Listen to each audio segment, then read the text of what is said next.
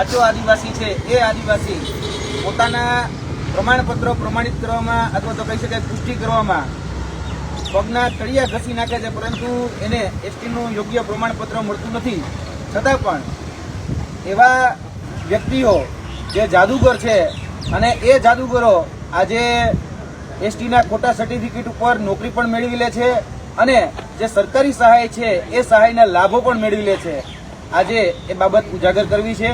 ખાસ કરીને જોવા જઈએ તો અમારી સામે એક જ પિતાના 2 પુત્રો, જેમાંથી એક પુત્ર ઓબીસીના સર્ટિફિકેટ ઉપર 2015ની જે રેવન્યુ તલાટીની જે પરીક્ષા હતી એ રેવન્યુ તલાટીની પરીક્ષા જામનગર પોસ્ટિંગ સાથે એ વ્યક્તિ પાસ કરે છે.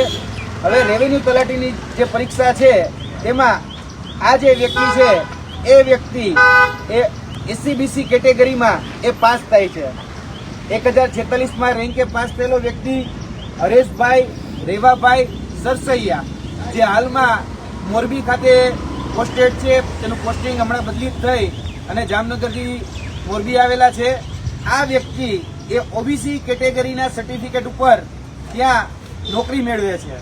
ત્યારબાદ તેનો જ સગો ભાઈ એ નવગણ રેવાભાઈ સરસૈયા, તે અમદાવાદ મ્યુનિસિપલ કોર્પોરેશનની જે હમણાં જ જુનિયર ક્લાર્ક દ્વારા જે જુનિયર ક્લાર્કની જે ભરતી બહાર પડી હતી તેમાં આ વ્યક્તિ એ એસટી એટલે કે અનુસૂચિત જનજાતિના કેટેગરીના સર્ટિફિકેટ ઉપર એ નોકરી મેળવે છે. આ જોવા જઈએ તો બંને સગા ભાઈઓ છે અને તેના જે પૂજ્ય પિતાશ્રી છે એ પૂજ્ય પિતાશ્રી હરેશભાઈ રેવાભાઈ સરસૈયા છે અને રેવન્યુ તલાટી તરીકે જે નોકરી કરી રહ્યા છે હરેશભાઈ રેવાભાઈ સરસૈયા અને તેનો નાનો ભાઈ નવગણભાઈ રેવાભાઈ સરસૈયા, આ બંનેના કેટેગરીના સર્ટિફિકેટ એ અલગ અલગ માલુમ થાય છે.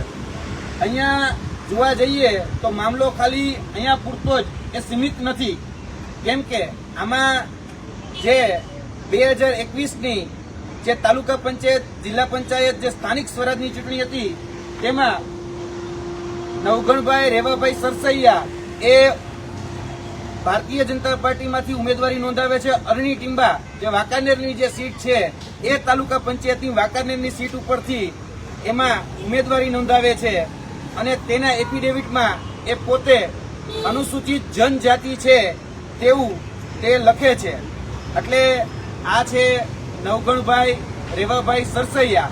આ નવગણભાઈ રેવાભાઈ સરસૈયાનું જે એફિડેવિટ જે ચૂંટણી પંચને એને મૂકેલું છે, આમાં પણ એક ખોટી માહિતી ભરે છે અને એ ચૂંટણી પણ લડે છે.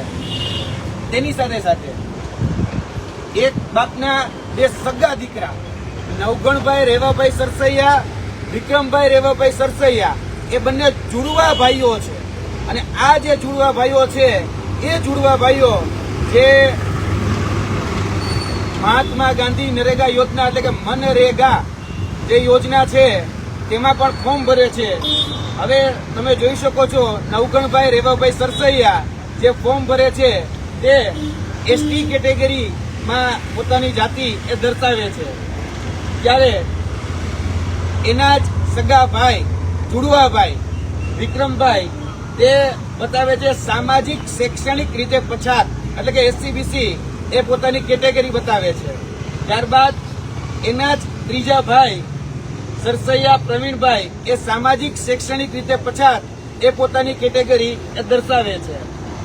ત્યારબાદ એના બીજા અન્ય ભાઈ એ પણ સામાજિક શૈક્ષણિક રીતે પછાત એ પોતાની કેટેગરી એ દર્શાવે છે. હવે જોવા જઈએ તો આ બધા જ ભાઈઓએ ક્યાંક ને ક્યાંક મનરેગાનો લાભ લેવા માટે જે ફોર્મ ભરેલા છે, લાભ લીધો કે નથી લીધો એમને ખબર નથી, પરંતુ આ જે ફોર્મ ભરેલા છે એની બધી જે વિગતો છે એમાં પોતાની જે કેટેગરી છે એ સામાજિક શૈક્ષણિક રીતે પછાત એ વ્યક્તિ દર્શાવે છે. હવે આ જ વ્યક્તિના જે જમીનના ઉતારા જે છે એમાં 7, 12, 8 તેમાં તમે જોઈ શકો છો કે શ્રીમાન રેવાભાઈ હમીરભાઈ એમના પૂરેપૂરો પરિવાર એ ઓબીસીમાં છે અને આ 8 અને ઉતારોમાં તેમાં 6 ભાઈ અને 1 બેન એમને કહી શકાય કે ખાતેદાર તરીકે આ જમીન મળી છે. લગભગ 15 વીઘાના ખાતેદાર એ જોવાય છે.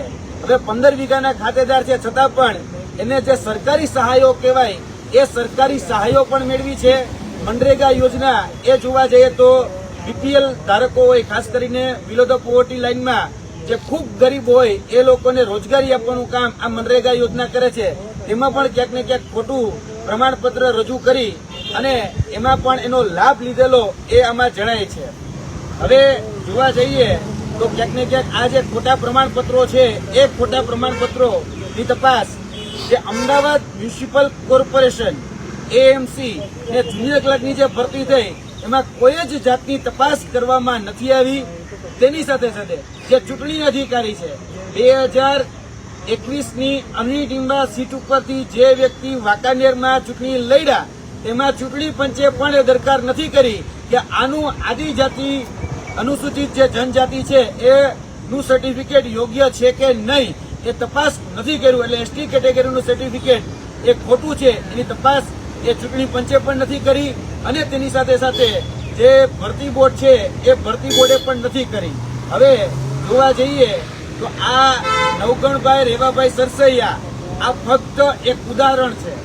અમદાવાદ મ્યુનિસિપલ કોર્પોરેશનની અંદર જે એસટી કેટેગરીના માધ્યમથી જે લોકો વર્તમાનમાં નોકરીએ લાગ્યા છે તે તમામની તપાસ થવી ખૂબ જરૂરી છે.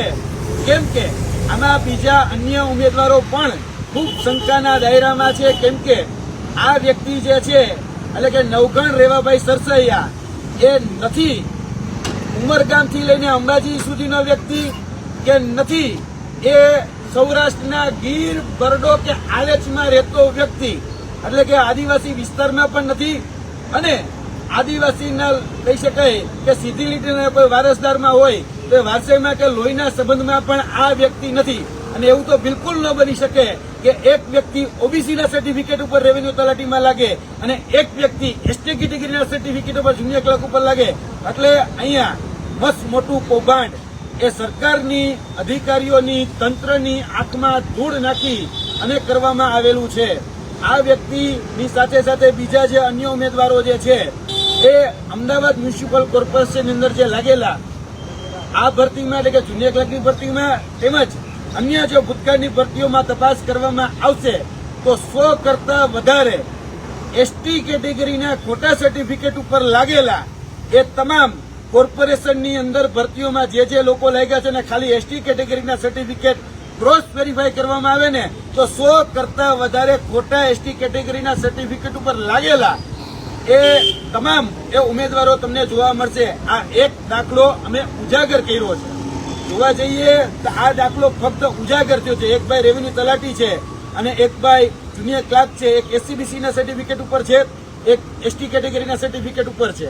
આ ખાલી ઉજાગર થયું છે. બાકી આવા ઘણી બધી જગ્યાએ ઘણા ખોટા સર્ટિફિકેટના માધ્યમથી અમને માહિતી મળી છે. જ્યાર સુધી અમે ગામમાં તપાસ કરી ત્યારે આ વ્યક્તિ એ વાંકાનેરના વસુંધરા ગામનો વતની છે.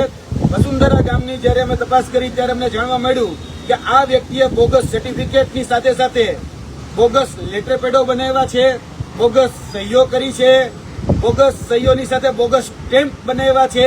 તેની સાથે સાથે બોગસ સ્ટેમ્પની સાથે ક્યાંક ને ક્યાંક જે પ્રમાણપત્રો છે એમાં મામલતદાર, નાયબ મામલતદાર છે એની સાઇન પણ ખોટી કરેલી છે. તેના પણ તમામ આધાર પુરાવા અમારી પાસે ઉપલબ્ધ છે. ખોટા લેટર પેડના આધારે જે સહકારી ડેરી કહેવાય એ સહકારી ડેરીની પણ મંજૂરી મેળવેલી છે. એની પણ તપાસ થવી ખૂબ જરૂરી છે. જી, આપના પ્રશ્ન.